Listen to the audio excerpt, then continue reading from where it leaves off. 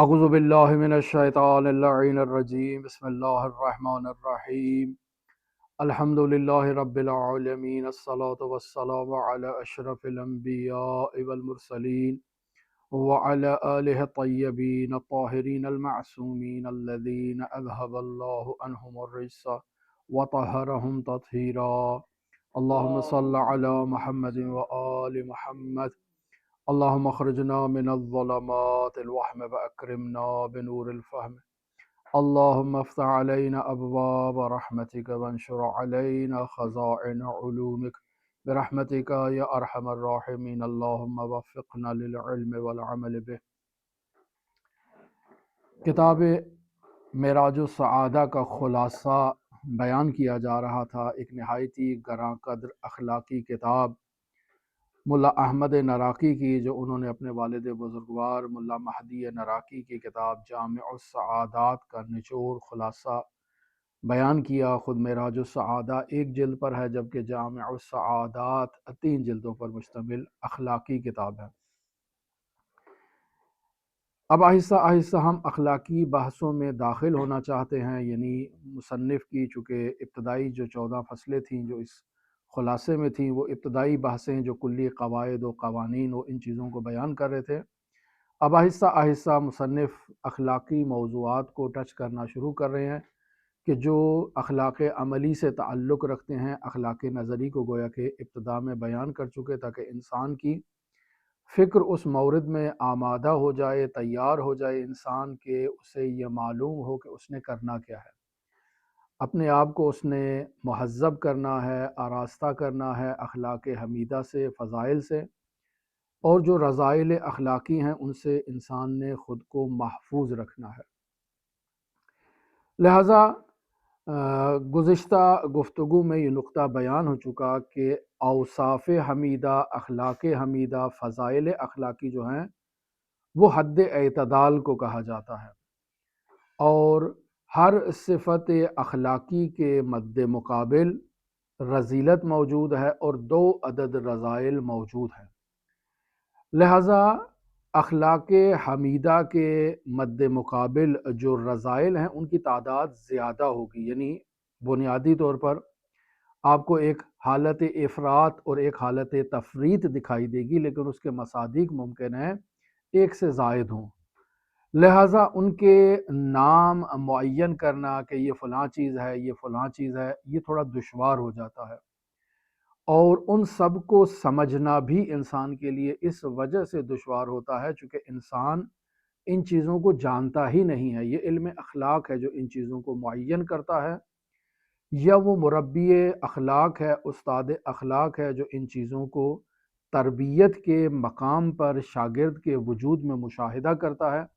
اور اس کی رہنمائی کرتا ہے کہ یہ ایسے ہے اور اس کو اس طرح سے علاج کیا جائے۔ عام افراد ان چیزوں کو سمجھنے سے عاجز ہوتے ہیں اور ان چیزوں کو نہیں سمجھ پاتے ہیں، کیوں؟ چونکہ وہ ان مراحل سے عبور انہوں نے نہیں کیا ہوتا، ان چیزوں کو باقاعدہ کسی کتاب میں نہیں پڑھا ہوتا، ان دونوں کو ایک دوسرے کے ساتھ آپس میں مقایسہ کرنے کی پاور اور صلاحیت ان میں نہیں ہوتی ہے۔ وہ بس اوقات چیز کو دیکھتے ہیں، انہیں نہیں معلوم ہوتا کہ یہ اوصاف رذیلہ میں سے ہے یا نہیں ہے، اور اگر اوصاف رذیلہ میں سے ہے تو افراد کی کیفیت ہے یا تفرید کی کیفیت ہے، اور بس اوقات انسان اسے رذیلت سمجھتا ہی نہیں ہے، اس کی نظر میں اس کی کوئی وہ وقت و ویلیو ہی نہیں ہوتی ہے۔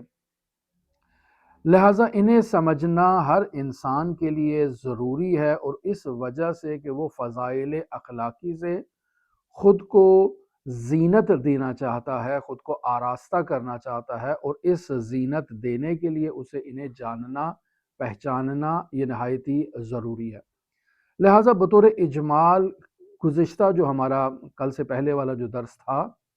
اس میں انہوں نے اجمالی طور پر تھوڑا جو فضائل اخلاقی، جو امہات 4 فضائل ہیں ان کے مد مقابل انہوں نے افراد کی کیفیت کو بھی بیان کیا، تفرید کی کیفیت کو بھی بیان کیا، لیکن اب پھر دوبارہ اس کو کھول کر واضح کر کے بیان کرنا چاہتے ہیں، چونکہ اب ہمارا ٹارگٹ ہے کہ ہم اخلاقی بحثوں کو آہستہ آہستہ ٹچ کرنا شروع کر دیں، بیان کرنا شروع کر دیں۔ لہٰذا کہتے ہیں کہ دیکھیں بنیادی طور پر ہمارے پاس 4 اوصاف حمیدہ موجود ہیں، چونکہ بیان کیا کہ انسان کے پاس 4 قوتیں ہیں، قوت عاقلہ ہے، قوت غضبیہ ہے، قوت شہویہ ہے اور قوت وہمیہ ہے، اور ان 4 اوصاف کی بدولت جو ہے وہ انسان میں فضائل ایجاد ہوتے ہیں۔ مثلا انسان کی قوت عاقلہ سے انسان کے وجود میں حکمت کے سرچشمے جاری ہوتے ہیں،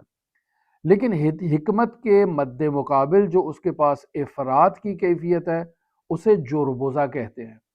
اور جو تفرید کی کیفیت ہے اسے بلاہت کہتے ہیں یا عاجز کہتے ہیں، عاجزی کہتے ہیں، اس طرح کا اس کا ایک نام انہوں نے رکھا ہوا ہے۔ حکمت تو یقینی بات ہے کہ فضائل اخلاقی میں سے ہے، اوصاف حمیدہ میں سے ہے، لیکن یہ جو جوربوزہ ہے اسے فضول اور بیکار قسم کا انسان کا جو ہے وہ غیر ضروری چیزوں کے بارے میں تحقیق و تفحص کرنا، جستجو کرنا، مطالعہ کرنا، اور اپنی فکر کو ایسی چیزوں میں مصروف رکھنا جس کا کوئی علمی فائدہ نہیں ہے، کوئی نتیجہ بھی نہیں ہے۔ بعض ایسی علمی مباحث موجود ہوتی ہیں، معاشرے کے اندر بھی ہوتی ہیں، مثلا جیسے یہ اس دن ایک سوال کیا گیا کہ مرغی پہلے آئی یا انڈا پہلے آیا۔ یہ ایک معاشرے میں ایک ایسی فضول سی بحث ہے، اس کا کوئی علمی نتیجہ نہیں ہے، کوئی انسان کو فائدہ نہیں ہے،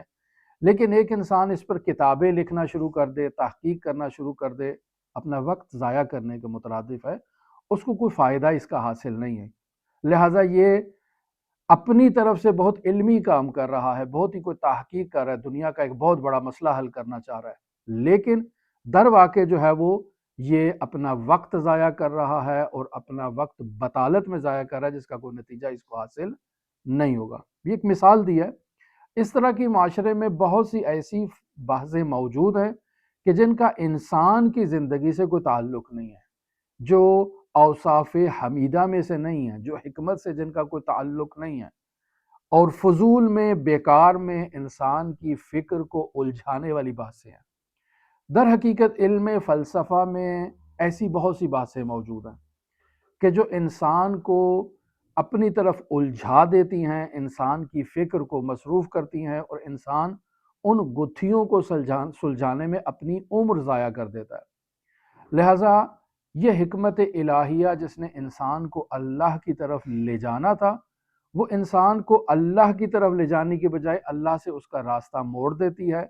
ایک دفعہ یہ ہے کہ اس کو متوقف کر دیتی ہے، ایک دفعہ یہ ہے کہ اس کو کسی اور راستے پر لے جاتی ہے۔ اسی وجہ سے ہمارے اکثر علماء جنہوں نے فلسفہ پڑھا اور فلسفہ پڑھنے کے بعد وہ اس نتیجے پر پہنچے کہ یہ اکثر افراد کے قوہ حاضمہ کے ساتھ مطابقت نہیں رکھتا ہے، لہٰذا انہوں نے کہا اسے پڑھنا حرام ہے، جائز ہی نہیں ہے فلسفہ پڑھنا۔ کیوں؟ چونکہ اکثر افراد جو فلسفہ پڑھتے ہیں وہ اس کے اصل مقصد سے، اصل ہدف سے دور ہو جاتے ہیں۔ جو اس نے خدا تک پہنچنا تھا وہ دوسری چیزوں میں اپنا وقت بطالت میں ضائع کرتا ہے۔ بسا اوقات وہ انسان راہ توحید سے منحرف ہو جاتا ہے، دین سے منحرف ہو جاتا ہے۔ اسی بنیاد پر کہتے ہیں کہ اس چیز کا پڑھنا جائز نہیں ہے۔ بہت کم افراد ہیں، اور جو پڑھتے ہیں ان کے لیے بھی قید لگائی جاتی ہے کہ تہذیب نفس اور فضائل اخلاقی سے خود کو آراستہ کرنا یہ لازم ہے، واجب ہے فلسفہ پڑھنے والے کے لیے، کیونکہ یہ در واقع انسان میں غرور و تکبر کی ایک کیفیت کو بھی ایجاد کرتا ہے اور انسان کو توحید سے دور کر دیتا ہے۔ لہٰذا اکثر افراد ایسے ہیں کہ جنہوں نے اپنی زندگی کا ایک بہت حصہ اس علم کے حاصل کرنے میں لگایا، اور جب اس حقیقت کی طرف متوجہ ہوئے تو انہوں نے اپنی اس زندگی کو جسے بطالت میں خرچ کیا تھا اس پر استغفار کی۔ من جملہ ملا صدرہ رحمۃ اللہ علیہ کے ان کی کتاب اسفار میں یہ استغفار موجود ہے۔ اس کے علاوہ اور بہت سارے ہمارے ایسے حکماء ہیں کہ جنہوں نے آغاز زندگی میں اپنی زندگی کا ایک حصہ ان عقلی بحثوں میں لگایا،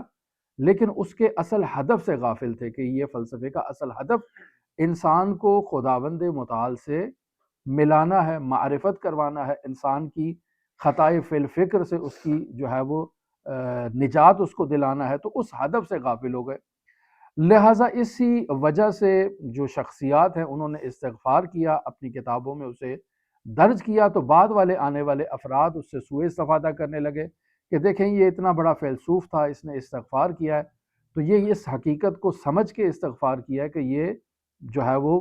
ایک بیکار چیز ہے اور انسان کی زندگی کو ضائع کرنے والی چیز ہے۔ لہٰذا یہ بھی در واقع ایک نادرست قضاوت ہے، چونکہ جو شخص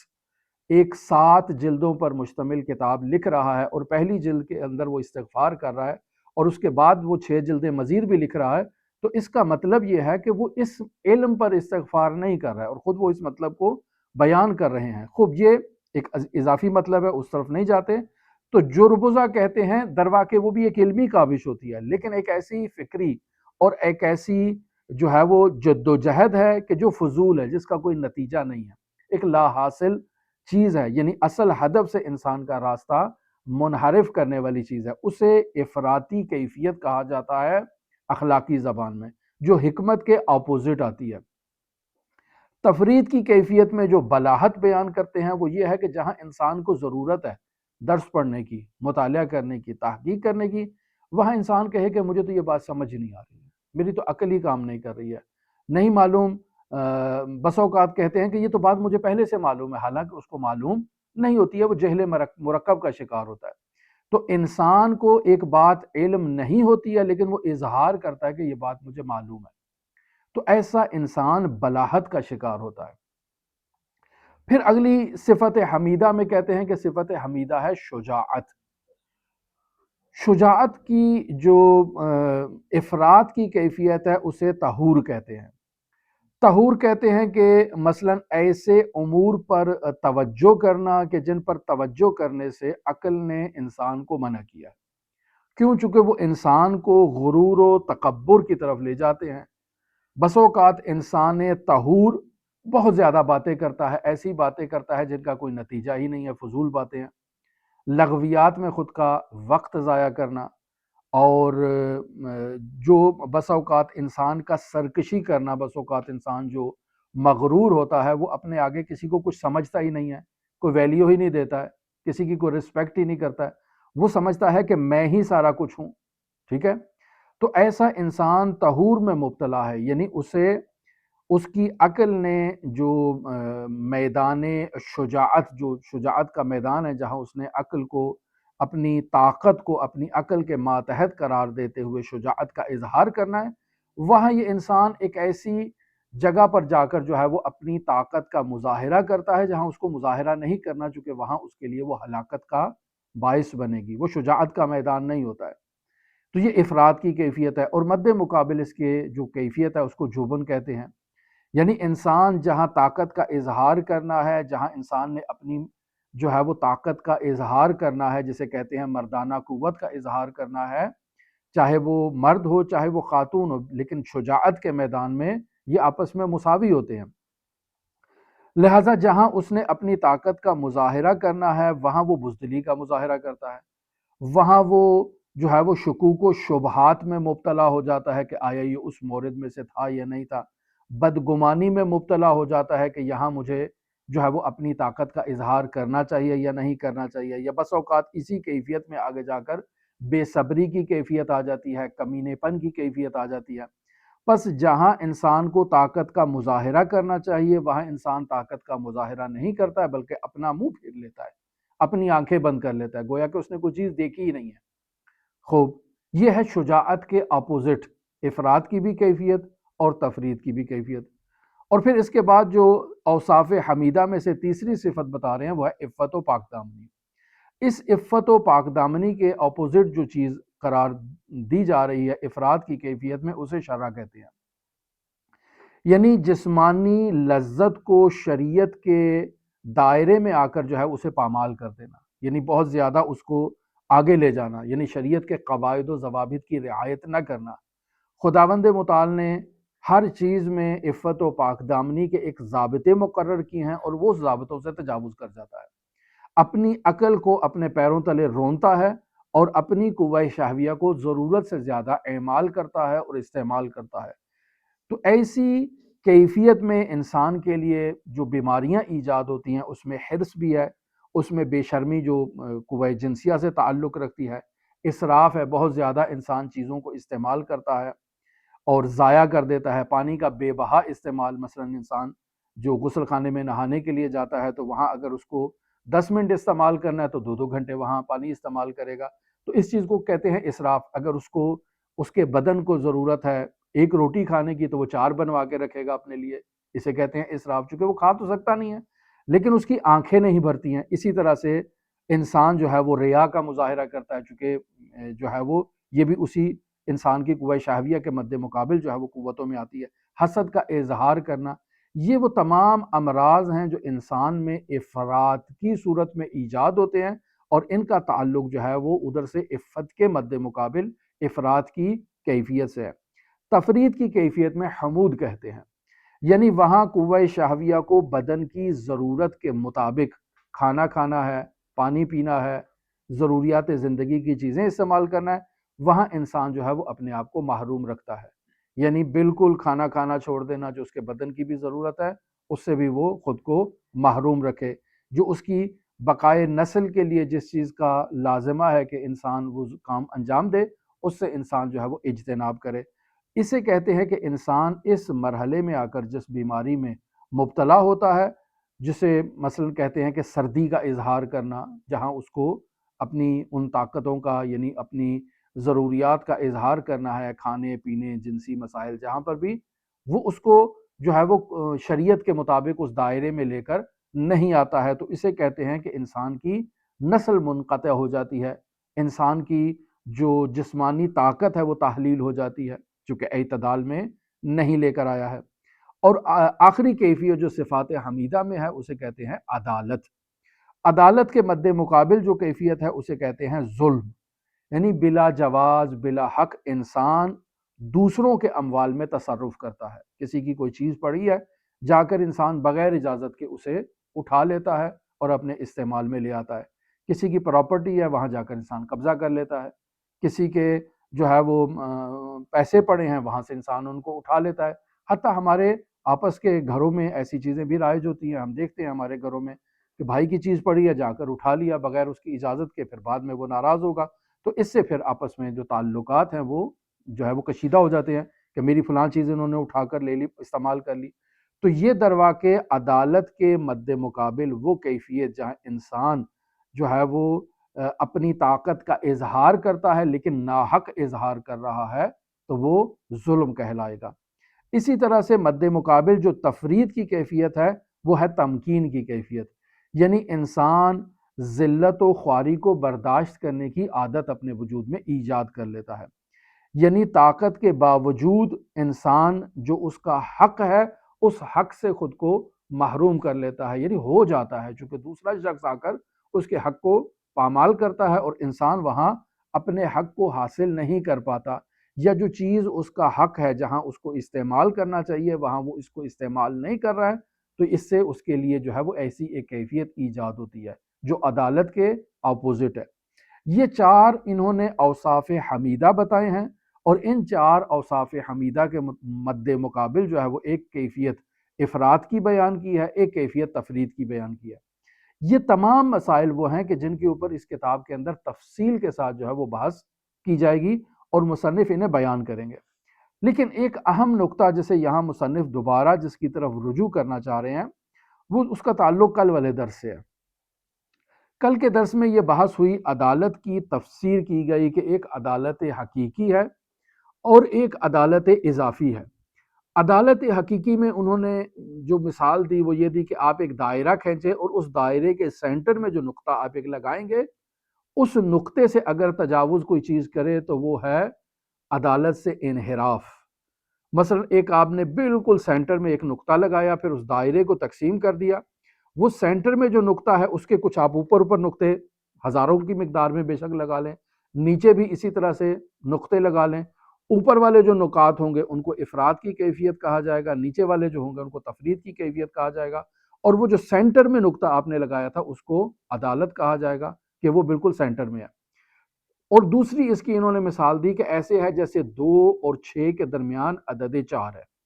یہ عدد 4 کی نسبت اگر 2 سے مقایسہ کریں اور پھر 6 سے مقایسہ کریں تو بالکل وسط میں ہے، ایک ذرہ نہ ادھر ہے ایک ذرہ نہ ادھر ہے، بالکل سینٹر میں یہ عدد 4 بیٹھا ہوا ہے۔ ایسی ہی اگر کیفیت پر ایک انسان پہنچ جاتا ہے تو کہیں گے یہ عدالت سے جو ہے وہ آراستہ ہو چکا ہے، اور اگر 2 اور 4 کے درمیان جو ہے وہ مثلا آ جاتا ہے 3 کی کیفیت میں، یا 6 اور 4 کے درمیان آ جاتا ہے 5 کی کیفیت میں، یا وسط والے جو ہے وہ مزید پوائنٹ کے ساتھ آپ عدد بناتے جائیں، تو یہ جتنی بھی کیفیات ہیں یہ افراط و تفریط کے اندر آئیں گی اور یہ عدالت کے اپوزٹ کہلائیں گی۔ یہ انہوں نے تعریف گزشتہ درس میں بیان کی، اور پھر یہ بیان کیا کہ عدالت جو ہے وہ خداوند متعال کی الوہیت کے ساتھ اختصاص رکھتی ہے، اور وہ افراد جو خداوند متعال کی اس صفت کا اظہار کرنے والی ہستیاں ہیں حضرات ائمہ معصومین علیہم الصلوۃ والسلام، ان میں یہ صفت عدالت موجود ہے۔ عام انسان جو ہے وہ عدالت کے اس نقطے پر نہیں پہنچ سکتے، لیکن یہ ضرور کہا کہ وہ اس کے بالکل قریب قریب نقطے پر پہنچ جاتے ہیں، بالکل قریب، بالکل اس کے ساتھ ٹچ کیا ہوا نقطہ، وہاں تک وہ پہنچ جاتے ہیں، لیکن خود اس سینٹر میں نہیں پہنچ پاتے، چونکہ وہاں تک ان کا پہنچنا جو ہے وہ ان کی توان سے باہر ہوتا ہے۔ اس نقطے کو انہوں نے بیان کیا کہ یہ ہے عدالت حقیقی۔ عدالت اضافی میں انہوں نے یہی بیان کیا کہ وہ نقطہ جو اضافی ہے، جو بالکل اس وسط کے قریب پہنچا ہے، وہ عدالت حقیقی ہے، کہ مثلا آپ اگر 3 سے 4 کی طرف رجوع کر رہے ہیں تو مثلا 3.99 جو آپ پہنچ جائیں تو کہیں یہ عدالت کے بالکل قریب ہو گیا ہے، چونکہ 4 کے بالکل قریب ہے۔ اور اگر 4 سے 4.1 اوپر کی طرف چلا جائے تو یہ تو تفریط جو افراط میں چلا جائے گا، یہ بھی درست نہیں ہے اور رذائل اخلاقی میں شمار ہوگا، اور اپنی حد سے تجاوز کر جانا ہے، اور یہ بھی نادرست ہے۔ لیکن آج مصنف عدالت کی ایک اور تعریف کرنا چاہ رہے ہیں، ایک اور تشریح اور تفسیر کرنا چاہ رہے ہیں۔ در واقع یہ تعریف و تشریح بھی پہلے مصنف بیان کر چکے ہیں، آغاز گفتگو میں ہم اس نقطے کو بیان کر چکے ہیں۔ مصنف کہتے ہیں کہ اوصاف کمال جتنے بھی ہیں وہ انسان کے وجود میں موجود ہوں، اور ان اوصاف کمال کو اس انداز میں اپنے وجود میں لیا جائے کہ تمام اوصاف انسان کے قوت عاقلہ کے ماتحت اگر واقع ہو جائیں تو اسے عدالت کہتے ہیں، اور اگر قوت عاقلہ سے ذرہ بھر بھی کوئی چیز انحراف اختیار کرے تو وہ عدالت کے منافی کہلائے گی۔ اگر اس تفسیر کو مصنف کہتے ہیں کہ ہماری آپ قبول کریں تو یہاں ہمارے پاس یہ جتنی چیزیں ہم نے بیان کی ہیں ان میں عدالت کے اپوزٹ صرف ایک چیز آ کر واقع ہوگی، اور وہ ہوگی ظلم و جور، اور عدالت کے مد مقابل کوئی چیز نہیں ہے، ٹھیک ہے؟ لہٰذا جتنی بھی اوصاف رذیلہ اوپر انہوں نے بیان کی یا آگے کتاب کے اندر بیان کی جائیں گی، سب کے سب اوصاف رذیلہ جو ہیں وہ ظلم و جور کے اندر آ کر داخل ہو جائیں گے۔ یعنی آپ نے وہ شے جہاں اس کو بٹھانا تھا وہاں اگر آپ اس کو نہیں بٹھاتے، ایک ذرہ بھر بھی آپ اس سے عدول کرتے ہیں اور تجاوز کرتے ہیں تو یہ ہے ظلم کا مصداق، اور یہ قبیح ہے، اور انسان کو اس پر استغفار کرنی چاہیے۔ لہٰذا انسان کو اس وسط میں آ کر ٹھہرنا ہے جو عدالت کا مقام ہے۔ بس یہ اس دوسری تعریف کے مطابق یہ مصنف بیان کر رہے ہیں کہ جو رذائل اخلاقی بیان ہوئے ہیں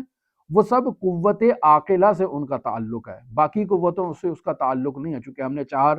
قوتیں بیان کی ہیں، اور پھر ہر قوت کے مد مقابل جو ہے وہ ہم بیان کر کے آئے ہیں کہ ایک افراد کی کیفیت ہے، ایک تفرید کی کیفیت ہے، اور بیان کیا کہ چاروں اوصاف حمیدہ کے مد مقابل 2 صفت رذیلہ موجود ہیں۔ یہاں کہتے ہیں کہ نہیں، صرف قوت عاقلہ ہے، اور باقی جتنے بھی چیزیں ہیں وہ قوت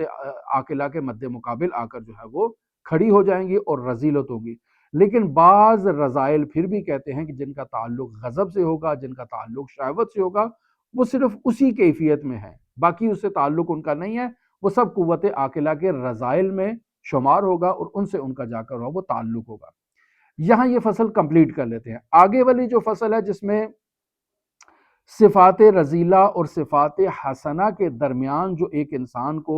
بس اوقات اشتباہ ہو جاتا ہے، اور انسان جو ہے وہ صفت رذیلہ کو صفت حسنہ سمجھ بیٹھتا ہے حالانکہ وہ رذیلہ ہوتی ہے، یعنی انسان کا تشخیص دینا، انسان کا اس بات کو درست انداز میں سمجھنا، یہ اس کے لیے جو ہے وہ دشوار ہو جاتا ہے۔ مثلا کہتے ہیں کہ اکثر اوقات انسان جو افعال اس کے وجود سے جاری ہوتے ہیں بظاہر انسان ان کو نیک سمجھتا ہے، کہتا ہے کہ یہ افعال ٹھیک ہیں، نیک ہیں، حسن ہیں، اور ان افعال کا اخلاق سے کوئی تعلق نہیں ہے، یہ بالکل میں ٹھیک کام کر رہا ہوں۔ یہ بس اوقات انسان میں ایسی ایک کیفیت ایجاد ہوتی ہے، لہٰذا وہ خود فضائل کو اور فضائل سے چیز جو بالکل ملتی جلتی ہے ان دونوں میں فرق کا جو ہے وہ اس کو راستہ معلوم نہیں ہو رہا ہوتا۔ لہٰذا یہاں اس چیز کو جاننا انسان کے لیے لازم ہے تاکہ وہ اس اشتباہ سے باہر نکل آئے، اور وہ چیز جو فضائل میں نہیں ہے، فضائل سے ملتی جلتی ہے، انسان اسے دیکھ کر گمراہی کی کیفیت میں نہ آ جائے اور اسے فضیلت سمجھ کے اپنے وجود کا حصہ قرار نہ دے۔ یہ جانے بغیر انسان کے لیے اسے معلوم کرنا ناممکن ہو جاتا ہے۔ لہٰذا جو چیز انسان کے نفس کے لیے عیب ہوتی ہے وہ اسے عیب شمار ہی نہیں کرتا، وہ سمجھتا ہے کہ یہ چیز درست ہے، اور یہ انسان کی نظر کا دھوکہ ہے، انسان کے وجود کو ایک دھوکہ لاحق ہو چکا ہے، جس وجہ سے انسان جو ہے وہ اس جہل مرکب کا جو ہے وہ شکار ہو چکا ہے۔ وہ ہے در واقع رذیلت، لیکن وہ اس رذیلت کو فضیلت سمجھ رہا ہے، خود کو صاحب اخلاق سمجھتا ہے، خود کو بہت ہی پرہیزگار و متقی سمجھتا ہے، در واقع وہ ایک رذیلت میں مبتلا ہوتا ہے۔ یہاں کہتے ہیں کہ جو ہے وہ حکمت کی تعریف کرنا یہ بھی ضروری ہے، اور حکمت کی تعریف یہ ہے کہ اشیاء کو انسان پہچانے کما ہوا ہوا، جیسے وہ ان کی حقیقت ہے، انسان اس کو اگر پہچان لیتا ہے تو ایسے انسان کو صاحب حکمت کہا جاتا ہے، ایسے انسان کو حکیم کہا جاتا ہے۔ لیکن اگر انسان کو اشیاء کی درست معرفت نہیں ہوتی ہے، وہ ان کی معرفت میں اشتباہ کا شکار ہو جاتا ہے، تو پھر ایسا انسان اطمینان نفس کی کیفیت پر نہیں پہنچ سکتا، جبکہ اگر درست پہچان لے گا تو اطمینان نفس پر پہنچے گا، اطمینان نفس سے علم الیقین تک پہنچ جائے گا، اور ایسا مطمئن انسان جو ہے اس کے اندر حکمت موجود ہوتی ہے۔ کیوں؟ چونکہ حکمت کا لازمہ جو ہے وہ یقین بھی ہے اور اطمینان بھی ہے، یعنی جس شخص کے وجود میں یقین و اطمینان ہو، معلوم ہو جاتا ہے کہ وہ شخص کیا ہے، حکیم ہے۔ اب یہاں کہتے ہیں کہ جس کے پاس علم الیقین ہے، اعتقاد جازم اور قطعی موجود نہیں ہے، علم الیقین ہے لیکن اعتقاد جازم نہیں ہے، ایسے شخص کو حکیم نہیں کہا جا سکتا ہے۔ کیوں؟ چونکہ اس کے پاس وہ چیز موجود نہیں ہے۔ یہاں مثال دیتے ہیں، مثلا دیکھتے ہیں کہ ہمارے گھروں میں بس اوقات بچے ہیں، اور بچے بس اوقات بڑوں کی ایکٹنگ کرتے ہیں، آواز نکالنے کی کوشش کرتے ہیں، ادا کاری کرنے کی کوشش کرتے ہیں۔ اب ایک شخص جو باہر سے آ رہا ہے، گھر میں ایک بچہ ہے، اس کو معلوم ہے کہ کوئی شخص باہر سے آ رہا ہے، یہ بچہ اپنے منہ سے ایک بڑے آدمی کی آواز نکالتا ہے۔ وہ جو باہر سے شخص آ رہا ہے وہ سمجھتا ہے کہ اندر کوئی بڑا انسان بیٹھا ہے، جبکہ اندر تو ایک بچہ بیٹھا ہے۔ پس اس آدمی کے لیے یہ بات مشتبہ ہو جائے گی کہ اندر بڑا ہے یا چھوٹا ہے، وہ یہ سمجھ رہا ہے کہ اندر بڑا ہے، جبکہ حقیقت میں اندر ایک چھوٹا بچہ ہے جو بڑے فرد کی آواز کو اپنے گلے سے باہر نکال رہا ہے۔ پس یہ در واقع غلطی میں مبتلا ہو چکا ہے، یہ انسان جو باہر سے آ رہا ہے، اور اس نے اس چیز کو تشخیص دینے میں، پہچاننے میں غلطی کی ہے۔ یا اس کی یوں مثال دیتے ہیں کہ بس اوقات بعض انسانوں کے گھروں میں ایسے حیوانات ہوتے ہیں جو انسانوں کی آواز نکالتے ہیں۔ اب ایک شخص جو باہر سے آ رہا ہے تو اندر ایک طوطا بیٹھا ہوا ہے، وہ اس کو خوش آمد کہہ رہا ہے، السلام علیکم کہہ رہا ہے، تو باہر سے آنے والا شخص کہتا ہے کہ یہاں مجھے کوئی انسان تو دکھائی نہیں دے رہا ہے، لیکن کوئی مجھے سلام بھی کر رہا ہے، پس یہاں کوئی آدمی ہے جو کہیں چھپ چھپا کر بیٹھا ہے اور مجھے وہ دکھائی نہیں دے رہا ہے۔ تو در واقع اس انسان کے لیے بھی یہ چیز مشتبہ ہو رہی ہے، اور وہ اس کو درست حقیقت تک نہیں پہنچ پا رہا۔ کہتے ہیں ایسے ہی ہے انسان کے لیے، جو فضائل اخلاقی ہیں اور رذائل اخلاقی ہیں جب آپس میں مکس ہو جاتے ہیں تو انسان کے لیے اس کو تشخیص دینا دشوار ہو جاتا ہے۔ وہ چیز جو رذیلت ہے وہ در واقع فضیلت کا لباس پہن کے اس کی جگہ پر بیٹھی ہے، باہر سے آنے والا شخص اس کو فضیلت سمجھتا ہے، جبکہ وہ فضیلت نہیں ہوتی، وہ در حقیقت رذیلت ہوتی ہے۔ لہٰذا اگر قوت شہویہ عقل کے تابع رہے تو عفت ایجاد ہوتی ہے، اور یہاں قوت شہویہ ہرگز عقل کی مخالفت نہیں کرے گی بلکہ اس کے پیروکاری میں رہے گی، تو اس سے انسان کے وجود میں کمال حاصل ہوتا ہے، اور یہ کمال انسان کی دنیا اور آخرت میں سعادت کا وسیلہ ہوتا ہے اور سعادت کا باعث ہوتا ہے۔ لہٰذا اگر کوئی شخص انسان کے سامنے اپنی رنگ بازی کا اظہار کرتا ہے، یا ایسے کوئی کام کرتا ہے کہ جس سے انسان کے لیے التباس ہو جائے، اشتباہ ہو جائے، تو یہ انسان اپنی اسی، چونکہ اس کے وجود میں جو تمام قوتیں ہیں وہ قوت عاقلہ کے ماتحت ہیں، یہ اپنے عقل و شعور سے اس حقیقت کا اندازہ لگا سکتا ہے کہ مجھے جو ہے وہ کوئی دھوکہ تو نہیں دے رہا ہے، کوئی میرے ساتھ رنگ بازی تو نہیں کر رہا ہے، کوئی میرے ساتھ فراڈ تو نہیں کر رہا ہے۔ تو انسان اس کیفیت سے جو ہے وہ آ کر اپنی اس جو قوت عاقلہ کے تابع اس نے اپنی تمام قوتوں کا قرار دیا ہے، جس سے اس انسان کو ایک ملکے کی کیفیت حاصل ہو جاتی ہے، وہ ملکے کی کیفیت انسان کے وجود میں ایک ایسی طاقت کو ایجاد کرتی ہے کہ جسے عصمت کہا جاتا ہے، جو انسان کو خطا فی الفکر سے بچاتی ہے، خطا فی العمل سے بھی انسان کو محفوظ رکھتی ہے۔ لہٰذا یہ انسان کو آہستہ آہستہ مرور کرنے سے، تمرین کرنے سے، پریکٹس کرنے سے انسان اس نقطے پر اور اس مقام پر پہنچ جاتا ہے جہاں انسان اپنے وجود کی حفاظت کر سکتا ہے، جہاں انسان غلط اور درست کے درمیان جو ہے وہ تشخیص دے پاتا ہے کہ کون سی چیز غلط ہے، کون سی چیز درست ہے، اور وہ درست راستے کو انتخاب کرتا ہے۔ اور اس میں خداوند متعال کی مدد، خداوند متعال کی عنایت اس انسان کے ساتھ جو ہے وہ ضروری ہوتی ہے، اور خدا اس کی مدد کرتا ہے۔ لہٰذا ایسے میں انسان اپنی اگر جو ہے وہ بس اوقات ہوتا ہے کہ اپنی آبرو اور عزت کی حفاظت کے لیے انسان یا کسی کے خوف کی وجہ سے انسان بس اوقات مختلف لباس اوڑھتا ہے، جسے آپ کہیں تقیہ، انسان ایک ایسی حالت میں آ جاتا ہے، تو یہ جو حالتیں ہیں یہ درواقع انسان ان کیفیات کو سمجھنے کی اس میں پاور آ جاتی ہے، صلاحیت آ جاتی ہے، اسے معلوم ہوتا ہے کہ کون سی بات کہاں کرنی ہے، کون سی بات کہاں نہیں کرنی ہے، کون سا فرد کس زاویے سے گفتگو کر رہا ہے، کس انداز میں گفتگو کر رہا ہے، ان تمام چیزوں کو انسان جو ہے وہ سمجھنے کی صلاحیت حاصل کر لیتا ہے۔ لہٰذا ایسے افراد کے لیے حصول دنیا کی خاطر، جو اگر وہ دنیا کو ترک بھی کرتے ہیں، مثلاً ایک بس اوقات انسان ہوتا ہے کہ جو اصل میں حقیقت میں دنیا دار ہے، لیکن اس نے چونکہ دنیا کو حاصل کرنا ہے، تو وہ دنیا کو حاصل کرنے کے لیے زہد و تقوی و پرہیزگاری کا لباس پہن کر معاشرے میں آ جاتا ہے،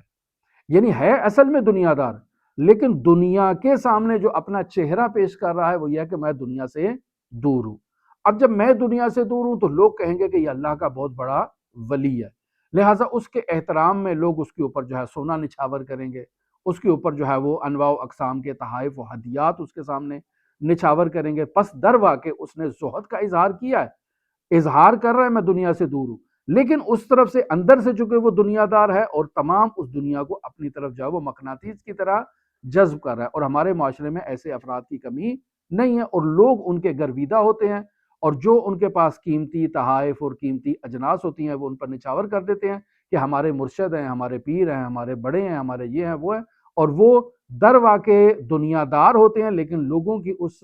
جو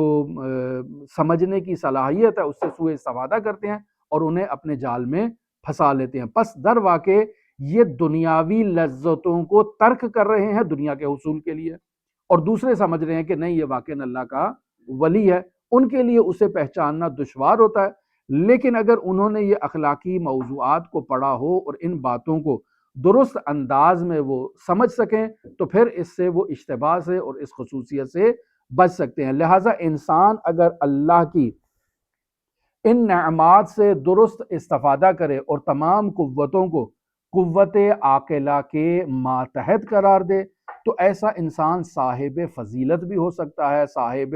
عفت و پاک دامنی بھی ہو سکتا ہے، اور ایسا انسان جو ہے وہ اللہ کا مقرب بندہ بن سکتا ہے۔ لیکن اس کے لیے انسان کو اس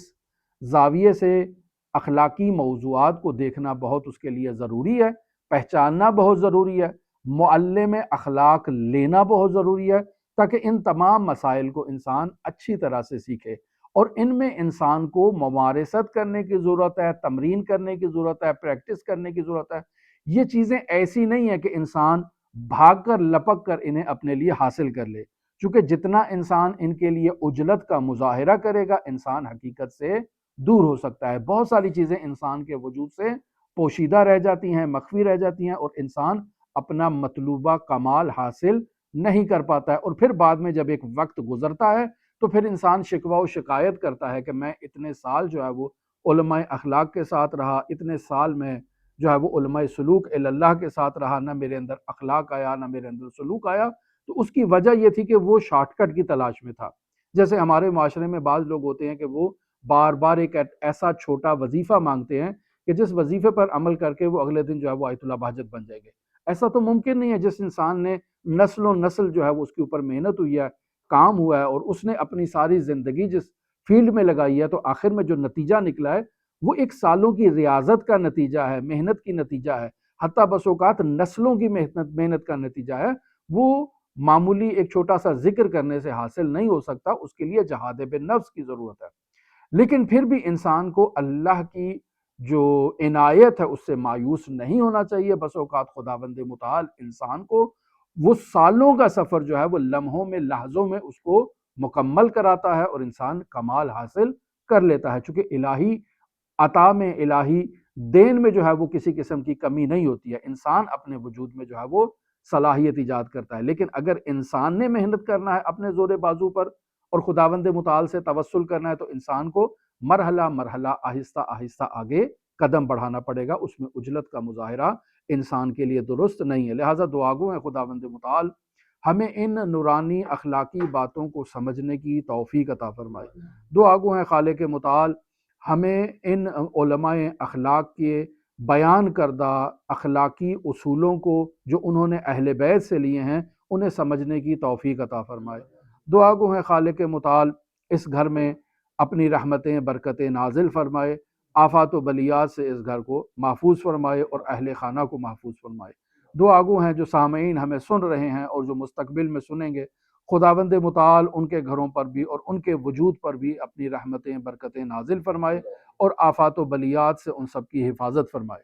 دعا گو ہیں خالق متعال ہم سب کو فضائل اخلاقی سے آراستہ فرمائے، رذائل اخلاقی سے ہمیں خداوند متعال محفوظ رکھے۔ دعا گو ہیں خداوند متعال ہمیں رذائل اخلاقی کو سمجھنے کی توفیق عطا فرمائے۔ دعا گو ہیں خالق متعال جو مومنین بیمار ہیں ان کو شفائے کاملہ عاجلہ کلیہ عطا فرمائے۔ جو مومنین دعاؤں کا کہتے ہیں خداوند متعال ان کی دعاؤں کو مستجاب فرمائے۔ جو مومنین اپنے بچوں کے مستقبل کے لیے اور تعلیم کے لیے پریشان ہے، خداوند متعال ان کے بچوں کی تعلیمی مشکلات کو حل فرمائے، ان کی تربیتی مشکلات کو حل فرمائے۔ دعا گو ہیں خالق متعال کی بارگاہ میں منجی عالم بشریت حضرت صاحب العصر صاحب الامر صاحب الزمان کے ظہور میں تعجیل فرمائے اور ہمیں حضرت کے اصحاب و اعوان و انصار کی فہرست میں شمار فرمائے۔ اللہم صلی علی محمد و آل محمد وعجل فرج قائم آل محمد۔